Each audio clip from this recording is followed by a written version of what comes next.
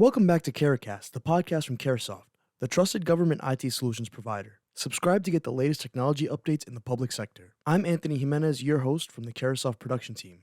On behalf of GovExec and Caresoft, we would like to welcome you to today's podcast, focused around FedRAMP.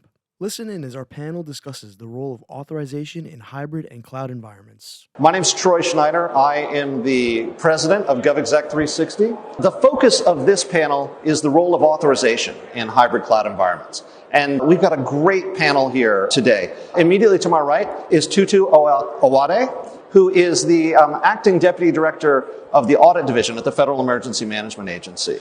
Sitting in the middle, we have Joshua Stoltz. Joshua is with NIH, where he's the cloud operation and security team lead. And then Lauren Russin is with Ping Identity. Lauren is the senior vice president for product management. And thanks to all three of you for being part of this conversation. Thanks, Troy. So I want to, I gave names and titles, but let's start just a little bit with the work you do and how it fits into this conversation about authorization in the FedRAMP program more broadly. And Lauren, we'll start with you there. Yeah, thanks, Troy.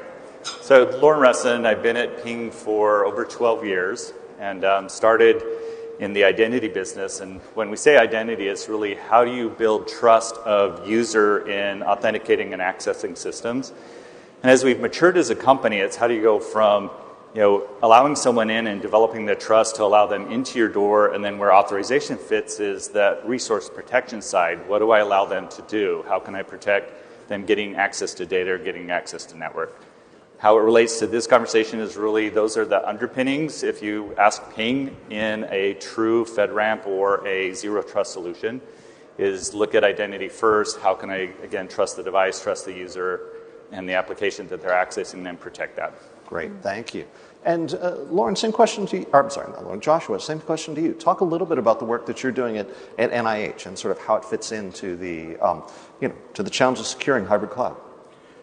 So my team, we oversee the cloud operations and security for AWS, GCP, and Azure for the core infrastructure for NIH. So we already put together like the federation so they can use their identities across. And then each institute can then use the infrastructure that's already in place and then build their own systems. Okay, very good. And Tutu, a little bit about the work at FEMA. Tell us about your role. I lead the IT audit division. We offer support to our system owners who are leveraging cloud services and need to be audited. As it relates to FedRAMP, it's providing advice on how to build their own system packages, do continuous monitoring, ensure that they're tailoring their controls appropriately, offer security solutions when IT security issues arise. Mm-hmm. Very good. And the topic of this is about authorization in the hybrid cloud environment. Let's talk a little bit about FEMA's environment, which obviously FEMA's mission is a fairly unique one, and it has some special mission requirements. So talk just a little bit about the operating environment and how that plays into the cloud security challenges.